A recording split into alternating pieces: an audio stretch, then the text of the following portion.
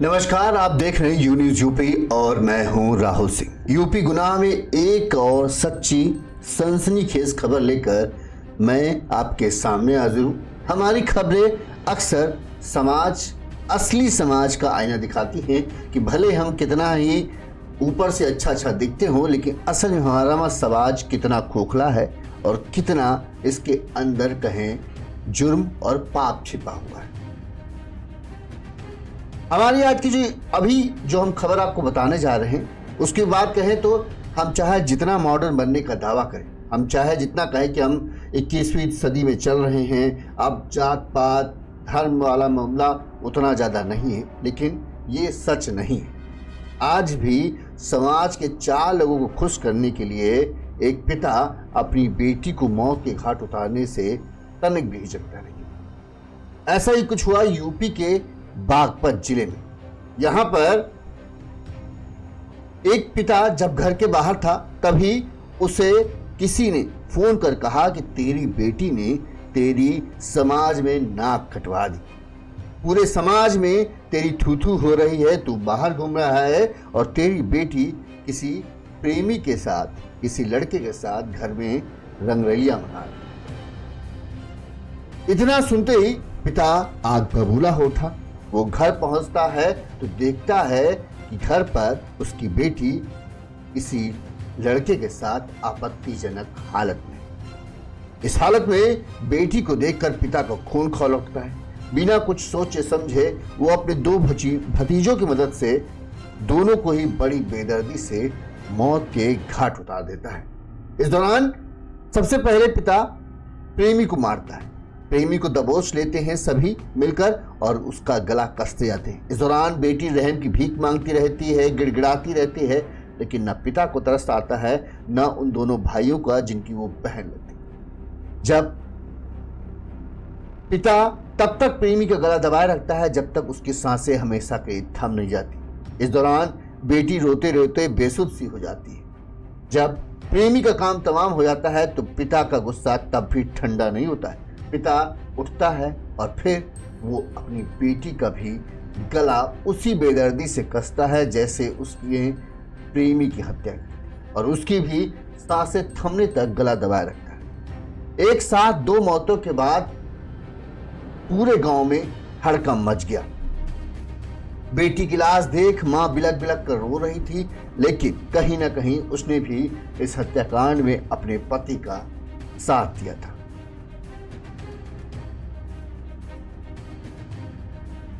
जब पूरी घटना आई, पुलिस तक बात पहुंची। पुलिस ने पिता से पूछा तो पिता ने यह कबूल कर लिया कि हाँ, मैंने ही बेटी और इस लड़के को मारा, जो इस लड़के का घर लड़की के घर से महज 100 मीटर की दूरी पर था। जैसे ही बात पूरे गांव में पता चली, पूरे गांव में हड़कंप मच गया। तुरंत लड़के घर वाले भी रोते हुए लगते वहां पहुंच गए और उन्होंने पुलिस को जो बताया वो हैरान कर देने वाला। लड़के के घर वालों ने कहा जो लड़की का पिता कह रहा है कि ये दोनों एक साथ थे, ये सरासर झूठ है। सुबह लड़का हमारे घर पर था, वो टूथब्रश कर रहा था, इसी दौरान ये आता है और हमारे लड़के को किसी काम के बहाने बुला के अपने घर ले गया और फिर उसको मौत के घाट उतार दिया। मेरे लड़के का इनकी बेटी के साथ कोई संबंध नहीं। ये सुनते ही किसी साजिश के संदेह के चलते पुलिस अब पूरे मामले की जांच कर रही है। क्या है पूरा हत्याकांड, हम आपको सिलसिलेवार तरीके से बताते हैं। ये पूरी घटना है यूपी के बागपत जिले के बड़ौद थाना क्षेत्र के जोन माना गांव। यहां 50 साल के पुष्पेंद्र जाट का घर है। पुष्पेंद्र के एक बेटा और 2 बेटी। रविवार सुबह पुष्पेंद्र अपनी बड़ी बेटी और बेटे के साथ गांव से बड़ौद गए थे। वहीं उनकी पत्नी भी अपने मायके गई हुई थी किसी काम की वजह से। घर पर छोटी बेटी दृष्टि घर पर अकेली थी। उसके पुष्पेंद्र के घर से 100 मीटर की दूरी पर राजेश्वर का घर है। राजेश्वर नाई बिरादरी से ताल्लुक रखते हैं। राजेश्वर के बेटे बलराम का पुष्पेंद्र की बेटी दृष्टि से प्रेम प्रसंग चल रहा था। दृष्टि ने पिछले साल ही 12वीं की परीक्षा पास की थी, वहीं बलराम 11वीं की पढ़ाई कर रहा था। दोनों के प्यार की भनक कहें तो पूरे गांव को करीब करीब थी, लेकिन सिर्फ बलराम के घर वाले और पुष्पेन यानी दृष्टि के घर वालों को इस बात की भनक नहीं थी कि उनके आस पड़ोस में रहने वाले ये लोग के जो बच्चे हैं उनका एक दूसरे को पसंद करते हैं और दोनों एक दूसरे को खूब चाहते हैं। दरअसल घर वालों को इस बात पे वजह शक नहीं था, क्योंकि जहां पुष्पेन जाट समाज से ताल्लुक रखते थे, वहीं जो राजेश्वर है वो नाई समाज से, और जो बागपत जैसे क्षेत्र हैं वहां पर जात बिरादरी का अभी भी बहुत ज्यादा वर्चस्व है। लोगों को, बच्चों को, सबको पता है कि उनको किस बिरादरी से बातचीत नहीं करनी, किस बिरादरी से उनको ताल्लुक कभी नहीं हो सकता। लिहाजा वो ये जानते थे कि उनके बच्चों को भी ये पता है, लिहाजा कभी वो कुछ ऐसा नहीं कर सकते जिसकी वजह से उनकी नाक कट जाए। लेकिन प्यार तो अंधा होता है, प्यार कब किससे हो जाए कोई नहीं जानता। शायद यही हुआ जो दृष्टि और बलराम के साथ। दोनों अलग अलग बिरादरी के थे, 100 मीटर की दूर पे घर था, लेकिन दोनों को एक दूसरे से आंखें लड़ी और फिर एक दूसरे से प्यार हो गया। धीरे धीरे ये बात जब पूरे गांव में फैल गई तो पुष्पेन के कानों तक भी ये बात पहुंच गई। क्योंकि जानते हैं, समाज के 4 लोग जो होते हैं वो आपके दुख को हमेशा देख देख के हंसेंगे, लेकिन आपको खुश देखकर कभी वो खुश नहीं रह सकते।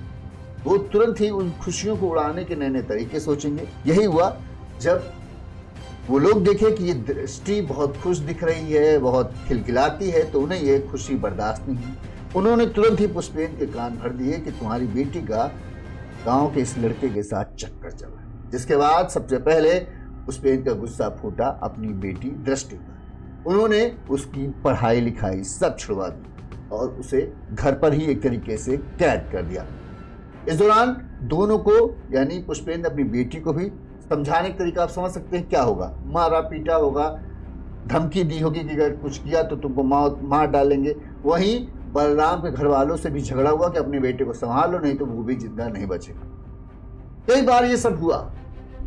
कई बार बेटी को पुष्पेन ने समझाया कि समझ जाओ, ये आखिरी वार्निंग है, अब नहीं समझोगी तो फिर सोच लो क्या होगा। लेकिन बेटी कुछ देर के लिए तो मान जाती, लेकिन फिर पता नहीं क्या ऐसा हो जाता, वो फिर से छुप छुप कर बलराम से मिलती जुलती थी और उससे बात करती थी।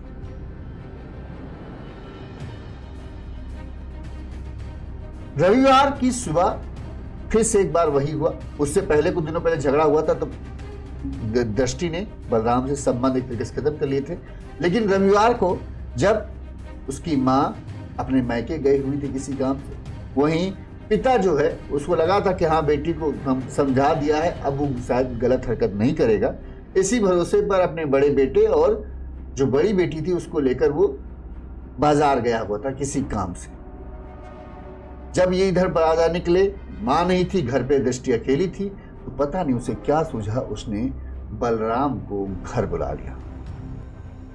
जैसे ही बलराम घर पहुंचा, इधर पुष्पेन के पास गांव से एक फोन पहुंचता है। पुष्पेन फोन उठाता है तो उसे तुरंत ये बोला जाता है कि तुम बाजार करते रह जाओगे, तुम्हारी बेटी तुम्हारी इज्जत समाज में उछाल कर रख देगी। तुम वहां हो, तुम्हारे घर पे कोई है नहीं, एक लड़के को तुम्हारे घर हमने जाते देखा है। गुस्से में बौखलाया, इतना सुनते ही पिता पुष्पेन गुस्से में बौखला गया, उसका खून खोल उठा, वो तुरंत गांव वापस लौटा। इस दौरान उसके 2 भतीजे उसके साथ हो गए। उसने दोनों भतीजों को बताया कि ये पूरा मामला है। दोनों भतीजे भी, चूंकि मान सम्मान की बात थी, समाज में नाक ऊंची रखनी थी, मूंछ ऊंची रखनी थी, तो ये कहाँ बर्दाश्त हो सकता है कि कोई दूसरी जात बिरादरी का लड़का उनके घर घुस जाए। तुरंत पहुंचते हैं। जैसे ही घर का अंदर दरवाजा खोलते हैं तो कमरे के अंदर दृष्टि और बलराम मिल जाते हैं। पिता दोनों को जिस हालत में देखता है, उस हालत के बाद तो उसका खून कहते एकदम पारा एकदम हाई हो चुका होता है। इसके बाद दोनों भतीजे और पिता बलराम को दबोच लेते हैं। सबसे पहले बलराम को दबोचते हैं। बलराम भागने की कोशिश करता है, लेकिन टीम के आगे कहाँ वो भाग पाएगा। और इस दौरान रस्सी से पिता पुष्पेन उसका गला कस देता है, और इतना कस के कसता है कि जब तक उसकी मौत नहीं हो जाए वो गला कसता चला जाता है। इस दौरान दृष्टि अपने प्रेमी को बचाने की कोशिश करती है, छटपटाती है, तड़पती है, भीख मांगती है, लेकिन पिता एक नहीं सुनते और वो बलराम को मौत के घाट उतार कर ही रस्सी ढीली कर दी। इसके बाद बेटी को ये नहीं अंदाजा था कि पिता जो उसके प्रेमी के साथ हुआ है, पिता वही उसके साथ करेगा। बेटी रोते हुए थक हार के वहीं बैठ गई। इसके बाद पिता वह उसके पास पहुंचता है और उसी रस्सी से उसका भी गला घोट कर उसे मौत के घाट उतार देता है। दोनों की मौत के बाद पुष्पेंद्र वहीं बैठ जाता है। दोनों की लाशें आंगन में पड़ी थी। दोनों भतीजे शक्ति और सुमित पूरे इस हत्याकांड को अंजाम देने के बाद वहां से फरार हो जाते हैं। इस दौरान करीब आधा घंटे बाद जब दृष्टि की मां वहां पहुंचती है, कमरे के घर आती है, तो देखती है बेटी और पड़ोस के लड़के बलराम के घर में लाश पड़ी है, तो वो चीख पड़ती है। उसकी चीख सुन आस पड़ोस के लोग इकट्ठा हो जाते हैं। वो देखते हैं कि 2 लाशें पड़ी हैं और पुष्पेंद्र वहीं बैठा है और वो कहता है कि मैंने ही दोनों को मारा है। इसके बाद पुष्पेंद्र खुद ही फोन मिलाता है पुलिस को और ये बता देता है कि मैंने अपने बेटी और पड़ोस में रहने वाले एक लड़के को मौत के घाट उतारा। ये बात सुन पुलिस भी सन्न रह जाती। तुरंत पुलिस की टीम अधिकारियों के साथ गांव पहुंचती है और सबसे पहले पुलिस पुष्पेंद्र को हिरासत में ले लेती है।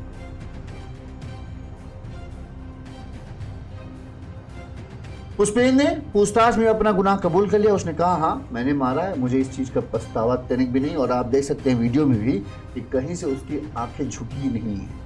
पुष्पेंद्र को तनिक भी अपनी प्यारी दुलारी बेटी की हत्या का गम नहीं था। उसका था कि समाज में मेरी थूथू हो, उससे अच्छा है कि मेरी बेटी जिंदा न रहे।